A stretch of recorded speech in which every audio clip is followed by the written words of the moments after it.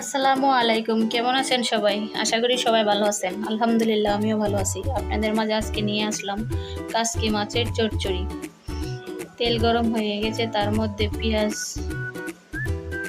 কাঁচামরিচ দিয়ে একটু সময় হালকা নাড়াচাড়া করে তার মধ্যে একটু জিরার গুঁড়া, হলুদ গুঁড়া, মরিচ গুঁড়া, ধনিয়ার গুঁড়া, অল্প একটু পানি দিয়ে আবারও একটু নাড়াচাড়া করে কষিয়ে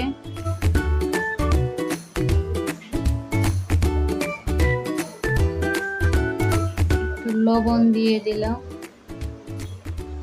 আসলে রান্নাটা আমি করিনি, করতেছে আমরা গুড়ের তাইনি। ওনার হাতের রান্না সেই মজা, কিভাবে যেন রান্না করে ফেলে, খেতেও অসাধারণ হয়। আজকের কাসকি মাছের চচ্চড়িটা উনিই বানাইছে, সত্যি খেতে খুব ভালো হয়েছে।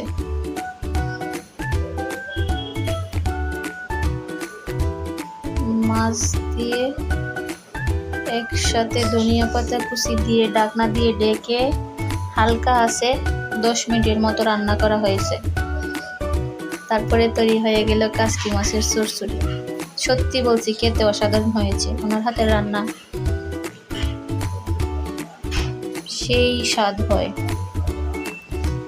ভালো লাগলে ভিডিওটি শেয়ার করে দিবেন, কমেন্ট করবেন, সাবস্ক্রাইব করবেন। সবাই ভালো থাকবেন, সুস্থ থাকবেন। আল্লাহ হাফেজ।